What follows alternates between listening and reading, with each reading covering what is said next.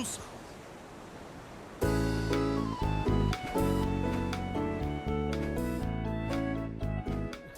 ¿Ya estoy al aire? Ah, qué bueno estar al aire con ustedes. Me encanta y me fascina poder estar con ustedes enseguida. Esto me pasa como al catcher. Medio mido por un lado y tú sabes, estoy ya en la precisa. Bueno, los saludo, bienvenidos. Gracias por estar con nosotros. Gracias por tener ganas para vivir. Gracias por meterle toda la fuerza a la vida. Y gracias por salir adelante. Hoy estoy con Claudia Cooper. Claudia Cooper es investigadora y psicoterapeuta. Bienvenida, Claudia, ¿cómo vas? Muy bien, gracias. Gracias por invitarme a tu programa. ¿Cómo va la vida?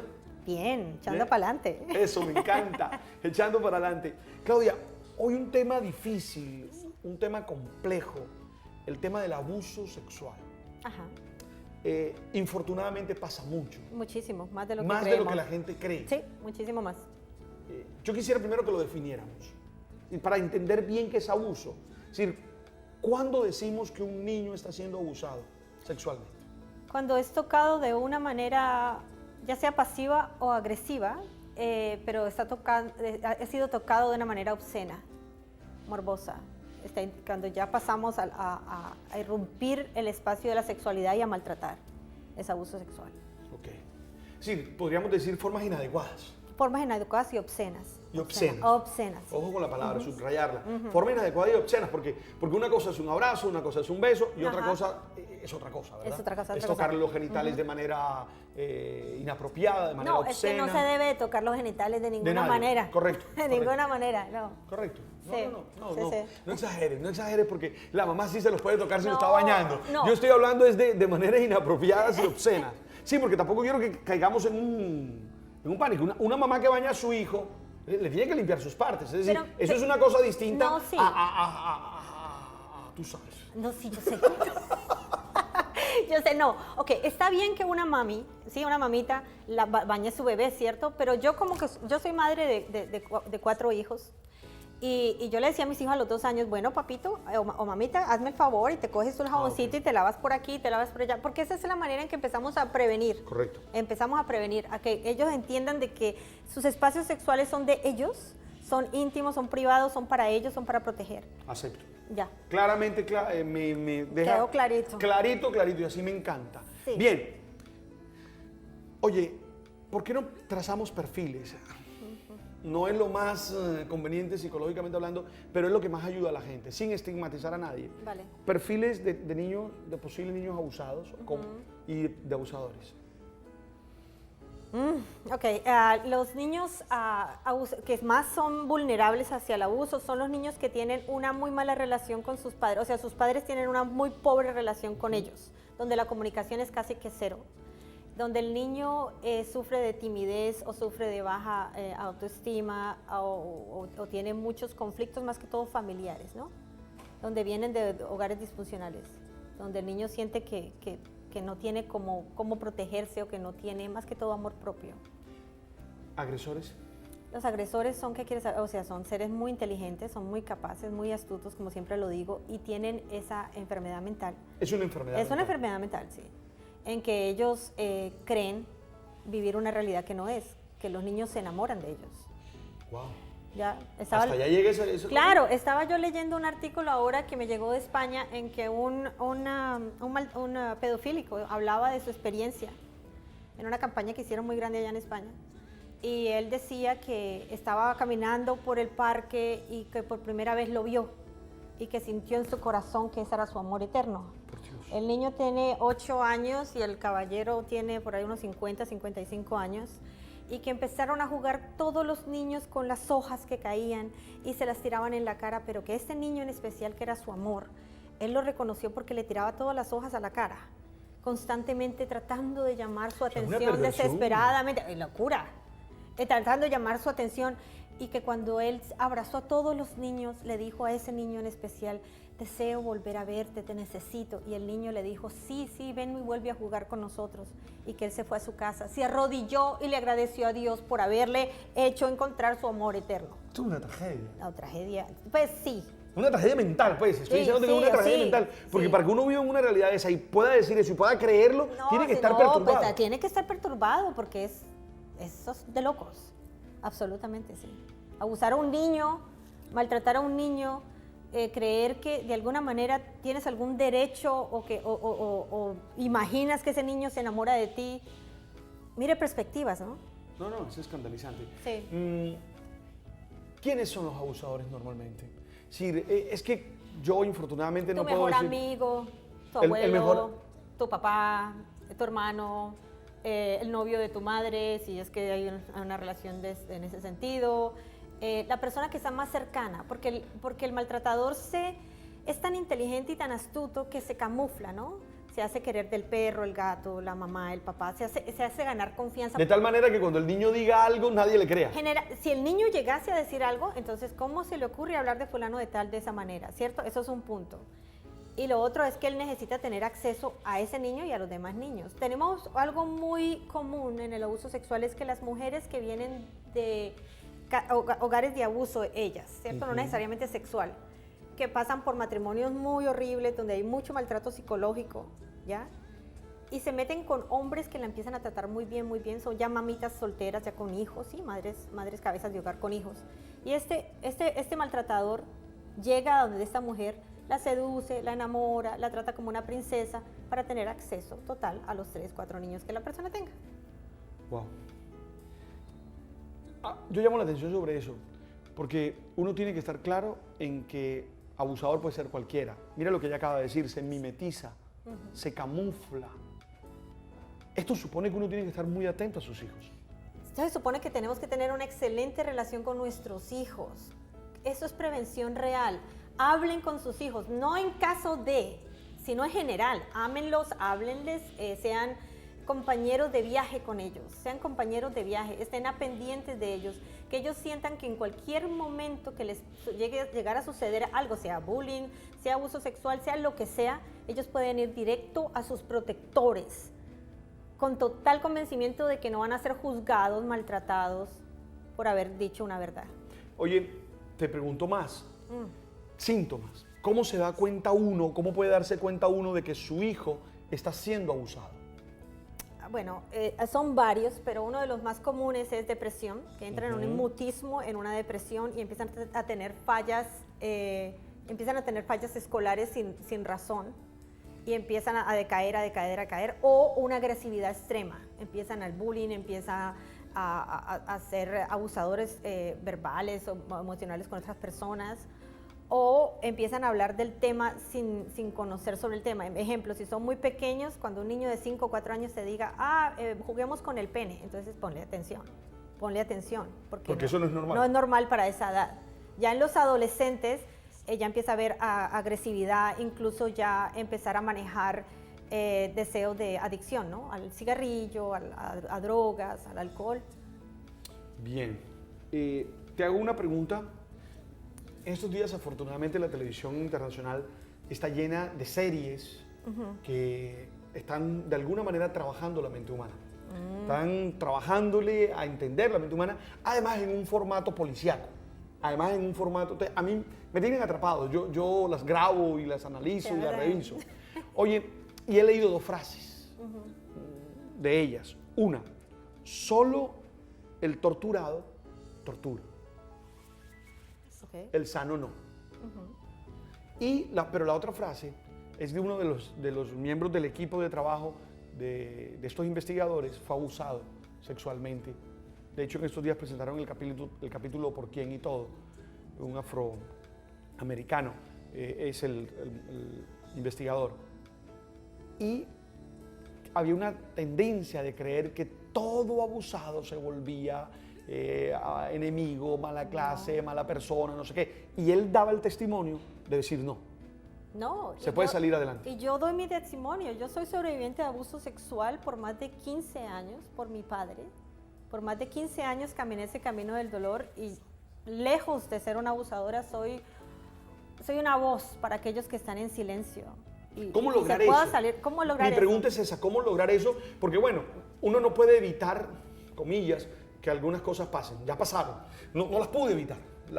Si me hubiera dado cuenta antes las hubiera evitado. Mira, pero ahora, ¿qué hacer ya con esos casos? Una de las cosas que yo les digo a mis pacientes y que yo en algún momento tuve esa conversación conmigo misma es, bueno, ¿qué hago? ¿Me paro aquí? ¿Qué hago? Esto me puede o me destruye o me construye. porque ya pasó, ya el abuso pasó, si ya lo que pasó, pasó, no podemos echar para atrás y recuperar y evitarlo. Ya desde donde estamos en el momento presente vamos a destruirnos o a construirnos. Y el camino más sano, más ideal es construirnos. ¿Cómo nos construimos? Con pasos sencillos, escribiendo lo que sentimos. Si queremos confrontar al abusador, yo les recomiendo que lo hagan por medio de una carta. No importa lo que ese abusador piense o opine o no, él ya no es importante. La persona más importante aquí eres tú. Lo que tú te creas, que tú te valores, que tú estés bien. Que empieces a caminar ese camino de sanación contigo mismo.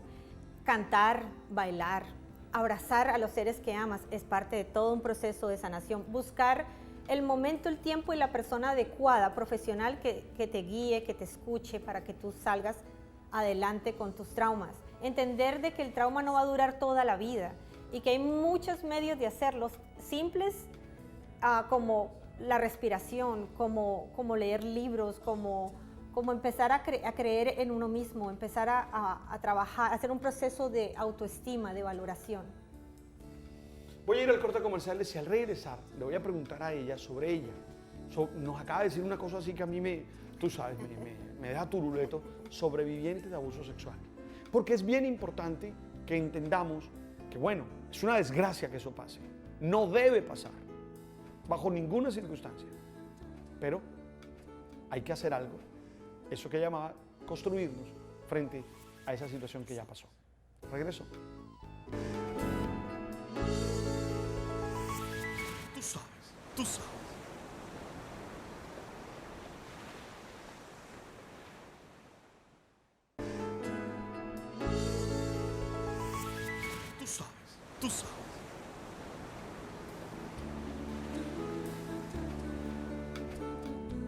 Continuamos conversando con Claudia Cooper, una investigadora y psicoterapeuta.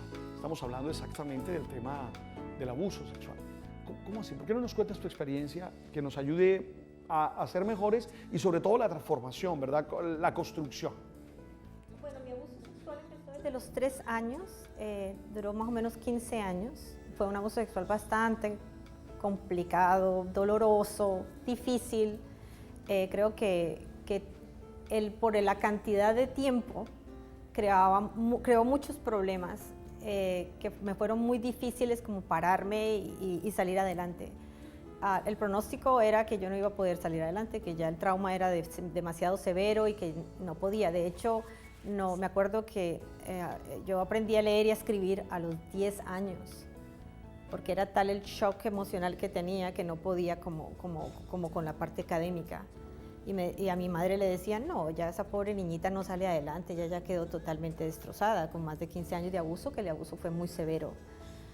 Pero yo poco a poco empecé como a tomar decisiones internas. Yo empecé a decir, bueno, yo soy, primero que todo, soy una hija de Dios, ¿ya? Y como hija de Dios, Dios no hace nada imperfecto. Y como hija de Dios, yo siento que todos tenemos un poder dentro de nosotros para salir adelante. Tuve la oportunidad de dar con libros desde muy temprana edad de análisis transaccional y terapia gestal, que no los entendía pues, como era en ese entonces, pero tenían imágenes, que me impactaban, de niños saliendo adelante, frases que podía llegar más o menos a asimilar, que me motivaban. En el transcurso de mi experiencia de vida tuve la oportunidad de viajar fuera del país y empezar mi proceso de sanación en Australia. Y ahí es donde yo empiezo a entender, empiezo a crecer, empiezo a construirme, a transformarme. Ya venía construyéndome solita con las pocas herramientas que tenía acá en Colombia, pero ya cuando empiezo mi proceso de sanación en Australia, que fue una gran bendición, empiezo a crecer más como persona, a entender qué es lo que me había sucedido y todas las herramientas que tengo internas para transformarlo, para construir de esa experiencia negativa algo positivo, porque de todo lo negativo siempre sale una bendición. Perdóname, ¿y la relación con tu padre? ¿Cómo sigue esa relación? ¿Cómo se construye eso? Porque es que es un tema complejo, es un tema muy duro. Sí. ¿Por qué no nos hablas de eso? Bueno, mi padre, pues claro, la relación con él fue bastante difícil porque yo fui su niña mimada, fui su niña favorita, que es típico de los padres abusadores sexuales. La hija que más abusan es la que más protegen, la que más le demuestran afecto, entre comillas, para ser la niña mimada. Fue muy difícil cuando yo fui creciendo y tomando conciencia de lo que me estaba pasando. Yo ya empecé a pelear a pelear con esa realidad, a rechazar esa realidad, a alejarme de esa realidad. Y con el tiempo tomé la decisión de que ya no tenía por qué tener ninguna relación con él, en absoluto. Y de hecho, pues gracias a Dios, él ya no está en este planeta y ya está en donde tenga que estar. Y pues no tengo ninguna relación con él. Porque el trauma ahí es más complejo. Es decir, siempre que te abusen hay un trauma duro, difícil. Pero que lo haga la persona que en principio debiera cuidarte, que en principio debiera protegerte. Y desde tan temprana edad. Entonces, Tan eso tiene que temprana generar edad. por dentro mucho lío. No, claro, porque yo empecé a salir a jugar esa época de que uno tiraba un tarrito, escondite, rin, rin, corre, corre, todas esas cosas que jugábamos en esa época. Cuando yo empecé a salir con amiguitos, yo le preguntaba a mis amiguitos, ay, ¿tu papá te hace eso?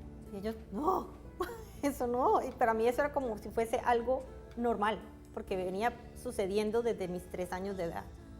Cuando yo empiezo ya a realizar a los 12, 13 años que esto no era así, yo entro en un shock mayor, porque empiezo a ver una realidad horrible, empiezo a entender qué era lo que me estaba molestando, qué era lo que me estaba haciendo sufrir tanto.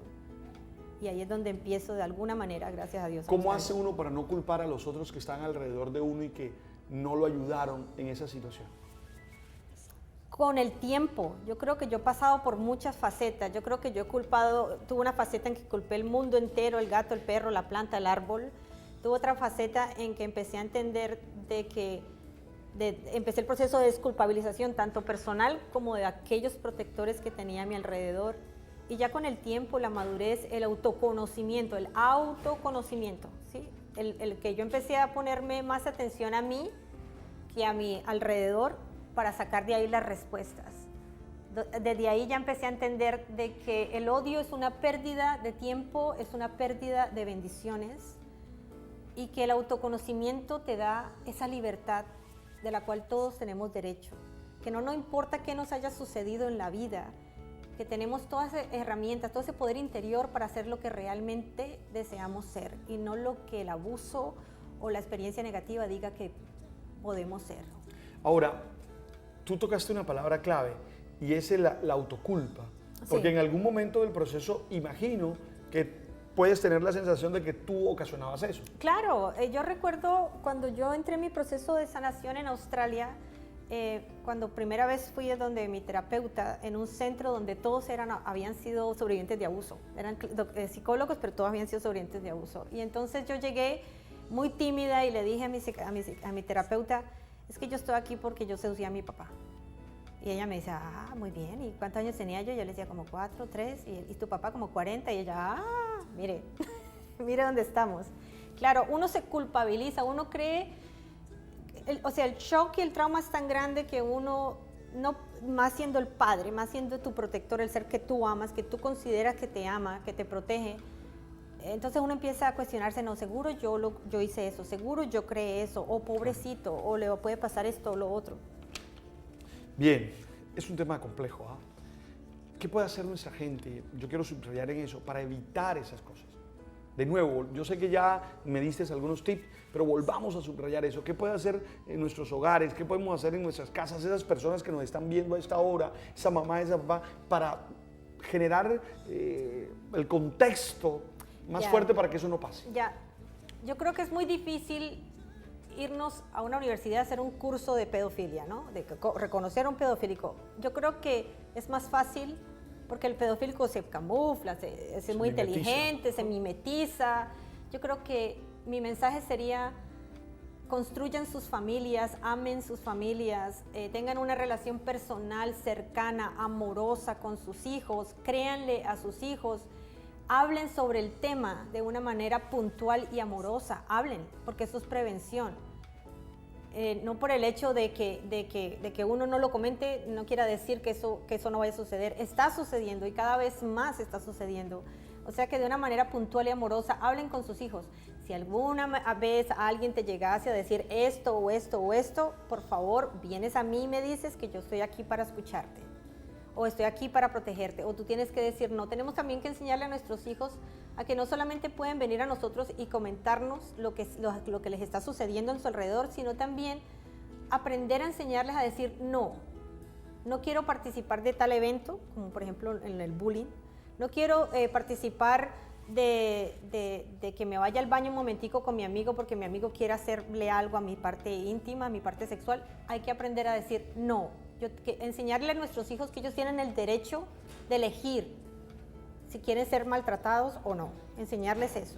Cuando esa experiencia se da entre niños, aunque normalmente alguno es mayor de los dos, ¿cómo se maneja la situación? ¿Es igual un abuso? Si son dos niños que Y uno es se mayor, da no- mucho, no no- necesariamente no mayor, necesariamente. no necesaria. Yo tengo casos de niños de la misma edad, Ok. de 13 años los dos o de 12 años los dos. Pero en ese caso esos dos niños necesitan ayuda porque los dos están siendo abusados. Los dos están siendo abusados. Tengo un caso recientemente en donde un niño era forzado por un poco de apoyo en su colegio a dejarse tocar de cierta manera. Y este otro niño, investigamos la vida de ese niño y ese niño ha sido abusado por sus padres. Wow. Yo quedo así como turuleto, tú sabes, porque no me imagino cómo dañar a un niño. No me imagino cómo dañar a un niño. Tiene que ser una mente enferma, una mente perversamente enferma, dañada. Es que no hay cómo. Pienso en mis sobrinos y me da, tú sabes, voy al corte.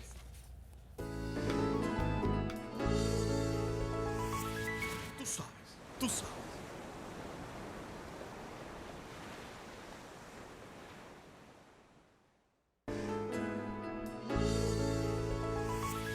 Tú sabes, tú sabes.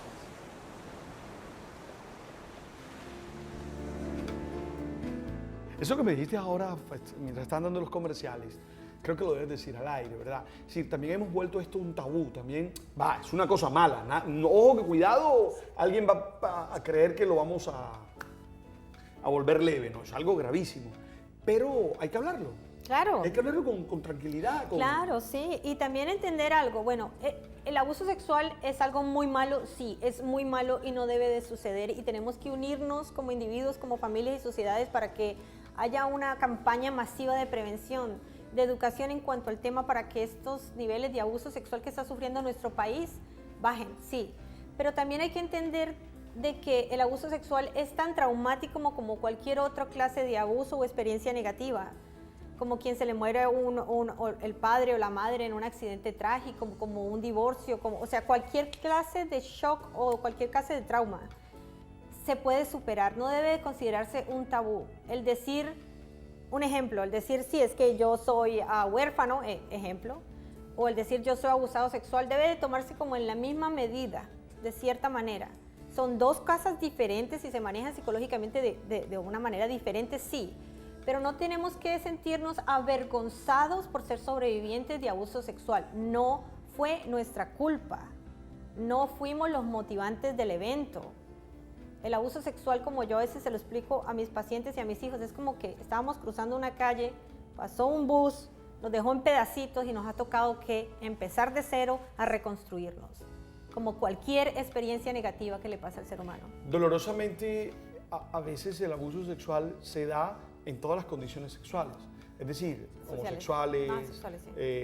heterosexuales, es decir, no es una experiencia típicamente de una sola condición. No lo es. Es decir, hay perversos, hombres dañados que abusan de niños de su Sí. mismo género. Claro que sí, hay mujeres también abusan mucho. Las mujeres también abusan mucho de niños. Que se habla menos porque hay más hombres abusando. Ahora, ¿esto pasa solamente en las clases bajas? No, pasan absolutamente todas las clases sociales, en todas las clases sociales. Porque a veces se tiene como la impresión de que eso es de estrato menos cero. Sí, pero eso es estigmatizar, ¿no? Sí, ¿no? Y Sí, que el pobre pues por pobre le pasa más, no. Digamos que busca más ayuda, digamos que lo expresa más, que lo habla más. Digamos que el de la clase social estrato 20 de pronto puede llevar a su hijo a Londres o a Miami y allá resolverá con psicólogos privados, ¿cierto? Pero se da donde haya seres humanos, se da. Donde haya seres humanos se da. Seres humanos enfermos, además. Y seres humanos enfermos que necesitan ayuda. El pedofílico necesita ayuda psiquiátrica. Necesita salir de esa fantasía, de esas irrealidades tan destructivas. Porque un abuso sexual no sanado en 20 años es un caos. O sea, eso crea drogadicción, prostitución. O sea, el 90% de la prostitución han sido mujeres abusadas sexualmente. La drogadicción, los hombres en las cárceles. O sea, todo nace como desde ahí, ¿no? Si no se sana. Si no se sana, vamos a tener familias disfuncionales. Y los hijos de esos hijos van a ser muy vulnerables y muy propensos a que les pase abuso sexual también. Por eso la importancia de prevenir, de hablar, de sanar hoy, aquí y ahora, a cualquier edad en la que se encuentren. Hablen, busquen ayuda, infórmense, metan en el internet, busquen la mejor herramienta que les ayude a superar el tema. Desen a ustedes mismos y a sus hijos y a los hijos de sus hijos un mejor futuro. No hay que arrastrar con el abuso. No somos el producto del abuso. Somos lo que deseamos crear de nosotros mismos. Y como yo decidí crear un ser funcional, un ser sano, un ser que pudiese tener una voz para aquellos que están en silencio. Hagan ustedes lo mismo. Bien. Muy amable, Claudia. Gracias por estar con nosotros. Eso que es un placer. Es un tema, a mí particularmente me deja tocar. Es decir, son de esos temas que quisiera lográramos erradicar de nuestra sociedad. Tenemos que lograr erradicar eso de nuestra sociedad y eso solo se hace con salud mental. Eso solo se hace con generar relaciones sanas, donde la gente pueda hacer, donde la gente pueda expresarse y donde podamos construir bien nuestro proyecto. Sí. Oye, todo lo bueno para ti. Lo mismo para ti. Me encanta Mil conocerte. gracias. Okay. Qué rico saber de ti. Oye, ustedes gracias por estar ahí. Me pueden escribir a palbertojose@hotmail.com. Ahí me escriben y vamos a seguir recibiendo sus temas y buscando expertos para conversarlos aquí a esta hora en Temas con Alberto Linera. Chao.